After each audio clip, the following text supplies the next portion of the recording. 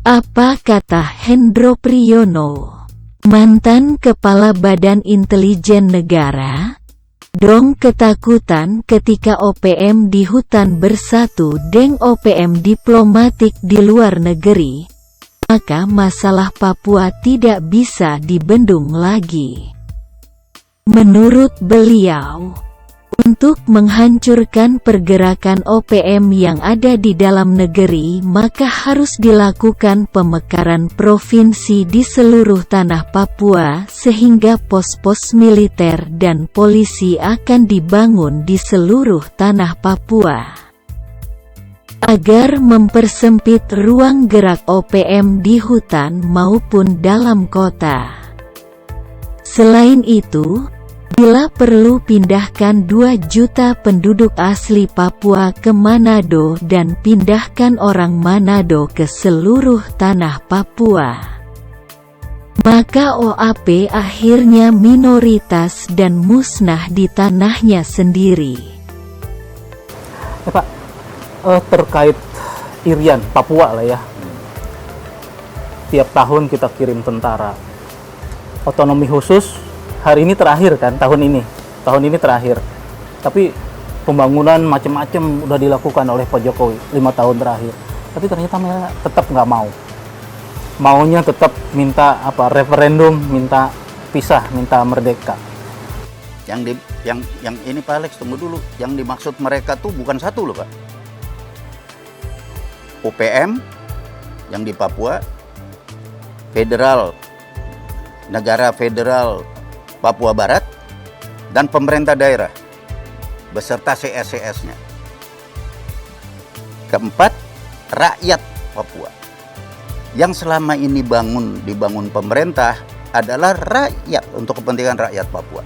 Untuk kepentingan Pemda dikasih otonomi khusus juga untuk membangun kepentingan rakyat. Kalau sampai tidak sampai, berarti kan Pemdanya. Kalau Pemdanya memang orang kita, orang artinya betul-betul orang patriotik Indonesia, mau dong berseru bahwa pemerintah daerah Papua dan Papua Barat setia kepada NKRI, setia pada Pancasila, setia pada Republik Indonesia. Kan memang harusnya gitu. Tapi coba ngomong kalau berani. Saya pernah ngomong malah dibully saya. Kalau kamu memang tidak bermuka dua, kamu ngomong. Kenapa? Karena kamu oleh pemberontak itu dibilang otonomi khusus, bentikan saja. Bentikan saja berarti kamu nggak makan kan? Terus, nah, kamu kan rugi. Tapi kamu juga tidak bertanggung jawab. Buktinya kamu nyatakan dong misalnya Pemda sama-sama lah. Kita menentang separatisme, kita setia kepada NKRI. Kan kamu hidup juga dari otonomi khusus dari Republik. Nggak mau ngomong begitu. Artinya kan lu main di 2 kaki dong. Nah, sekarang otonomi khusus itu kita mesti cek, selidikin. Evaluasi betul itu. Kemana itu duit? Nah ini kan udah udah menurut saya udah nggak bisa dipercaya lah. Apalagi kalau kita lihat kehidupannya gitu. Kira-kira solusi terbaiknya apa Pak kalau dari bayangan Pak Hendro untuk khususnya untuk Irian ini? Menurut saya harus diperpendek rantai komando. Nah, caranya? Provinsinya jangan cuma 2. Dimekarkan lagi. Harus dimekarkan. Ya? Provinsinya jangan cuma 2. Dimekarkan lagi. Harus dimekarkan. Ya? Provinsinya jangan cuma 2. Dimekarkan lagi. Harus dimekarkan. Tapi wacana itu kan udah bertahun-tahun ya, pengen mecah jadi 5 kalau nggak salah. Udah. Jadi 5. Karena di zaman saya dulu nggak sepinter anak-anak yang sekarang. Dulu kita itu untuk membagi provinsi selalu kita berpegangan kepada aturan-aturan keadaan normal. Artinya ini APBD dihitung pendapatan daerah, dihitung jumlah penduduk berapa tertentu. Itu yang bisa memekarkan. Tapi kan ini keadaan darurat. Ini masalah politik, bukan masalah aturan-aturan sebegitu harus di-bypass. Harus banyak gitu. Itu yang ditakutkan mereka yang saya cerita. Saya nggak ngajarin pemerintah harus bikin begitu. Pemerintah pasti lebih tahu lah. Cuman yang mereka takutkan adalah kalau sampai provinsinya banyak. Itu sebetulnya. Jadi kayak anggap disabot lah, pakai tanda kutip. Dari pusat otonomi khusus tuh untuk sampai ke rakyat di tengah-tengah. Tapi kenapa KKB ini sama yang Papua Barat tidak mau menyerang pemerintah daerahnya sendiri? Kenapa? Ya berarti dapat. Ada main mata di situ. Ah, iyalah, itu kan kalau nggak terima kayak begitu, ya buktikan saja kalau tidak. Ya buktinya kenapa nggak mau ngomong? Padahal kan bahwa saya setia pada NKRI kan memang harus. Kan disumpah dia waktu jadi pejabat. Masa nggak mau ngomong begitu? Tapi itu hampir semua kepala daerah seperti itu atau hanya oknum di beberapa wilayah kunci tertentu, Pak? Tentu ada yang baik. Di antara orang yang jelek kan pasti ada yang baik juga. Nggak semua. Tetapi kan kena semuanya lah karena nila setitik rusak susu sebelanga. Tapi kalau jelas-jelas seperti gubernur dengan orang-orangnya dia bupati, ini memang kompak. Kenapa kok masih berontak rakyatnya? Udah ditumpahkan, digelontorkan begitu banyak otsus. Nah, 2021 karena nggak kena, jadi rakyatnya kena terhasut. Gampang sekali loh. Itu Papua Barat mengganggunya itu Republik abal-abal. Gampang, rakyat disuruh kumpul untuk ibadah. Kumpul ibadah gereja. Tahu-tahu dibagiin pakaian seragam militer, terus di video. Rakyatnya banyak sekali. Padahal disuruhnya ibadah. Jadi dijebak-jebak kayak begitu. Dijebak rakyat. Kan kesian rakyat. Dia minta makan, makanannya dari mana?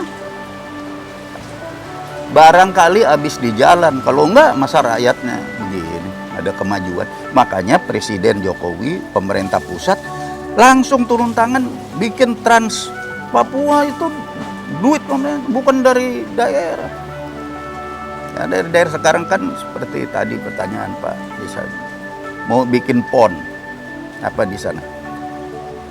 Kita lihat aja apa yang dia mau manfaatkan itu nanti. Coba aja.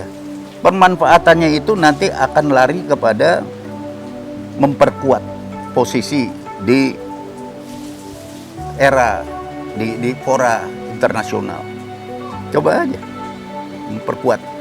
Akhirnya kelihatan bisa menyelenggara PON, bisa ini, bisa pada menang, bisa Diklaim bahwa mereka sudah ready untuk berpisah dari udah pusat. bentuk ready, saya bisa menyelenggarakan ini. Wah, bala kosong lah. Saya sih kalau lihat kayak gini, apa yang terjadi 2021 akan mengerucut pada mereka akan bergabung antara yang bergerak di politik Gerpol dan yang di UTAN. Jadi antara KKB itu yang disebut KKB itu padahal itu kan organisasi teroris mestinya.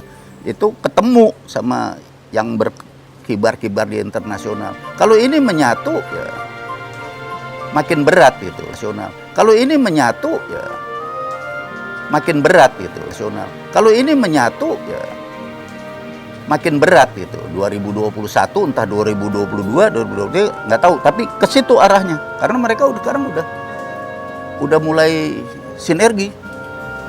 Pak, idealnya dipecah jadi berapa lagi nih Pak total? Kalau untuk provinsi dulu ini? ada pemikiran sampai 7 7 provinsi. Sampai 7 provinsi. Sampai 7 provinsi. Tapi waktu itu ditentang oleh Menteri Dalam Negerinya, Menteri Dalam Negeri kita. Waktu saya masih menteri juga, Pak Sarwan Hamid zamannya. almarhum Hari Sabarno. Oh, Pak Hari. Mantan. Ada di sidang kabinet yang diketengahkan selalu syarat-syarat untuk suatu provinsi. Ya, ini bukan syarat suatu provinsi, syarat untuk meredam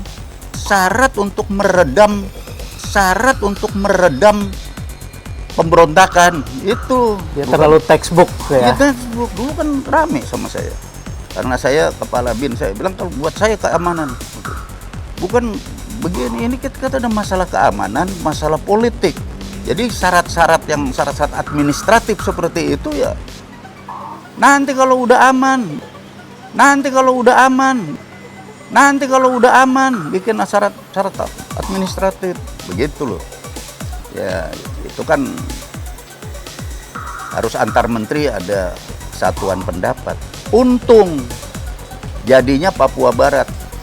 Untung jadinya Papua Barat. Untung jadinya Papua Barat. Saya sama Muhdi PR sama As'ad Said Ali Wakil Kepala Bin. kita mendukung berat. Udah nggak terhitung berapa kali saya mundar mandir. Jadilah situ seorang perwira marinir menjadi gubernur Bram Bram, yang sakit sekarang stroke. Dia dulu kita ajukan dia tegas, langkah-langkahnya pasti jadi provinsi akhirnya. Ya cuma 2 provinsi. Coba nih, bagaimana kalau 2 juta ini kita transmigrasikan kemana? Ke Manado. Nih, bagaimana kalau 2 juta ini kita transmigrasikan kemana?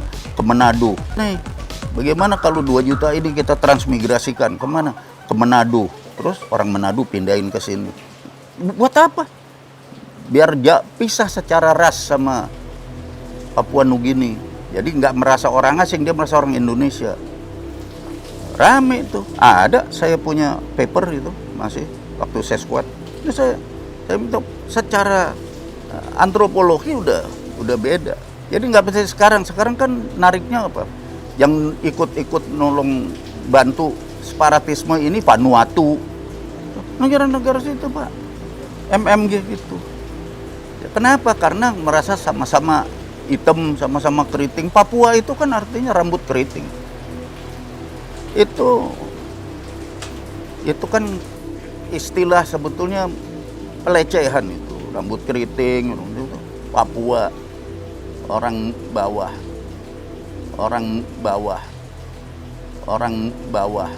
Tapi kalau Irian itu kan artinya cahaya yang menyinari kegelap, cahaya yang menyinari kegelapan. Itu Irian. Diganti Papua. Yang ganti Gus Dur itu kan. Ya? Zaman Gus Dur kan yang ganti. Iya. Tapi Gus Dur menyesal dan marah. Saya nggak ngerti maksudnya Pak. Dia ganti Papua, sekarang kepengennya Papua merdeka. Kalau Irian udah merdeka dulu. Jadi what is a name? Katanya William Shakespeare. Nothing. But it's so many things buat Indonesia. Iya. Nama kan kalau buat Indonesia ada harapan. Sudrajat artinya gengsinya tinggi. Sudrajat, ya. Baik. Ya kan? Susilo, kesusilaannya baik. Ada artinya kalau nama buat orang Indonesia. Ya kalau William Shakespeare ngomong nggak ada artinya nama buat Indonesia ada. Makanya dia diganti Papua, dia berjuang buat Papua. Kita bilang kamu kan udah merdeka, itu Irian. Kan itu kayak anak kecil. Sama aja sama yang udah dibubarin, dia pindah. Namanya FPI juga.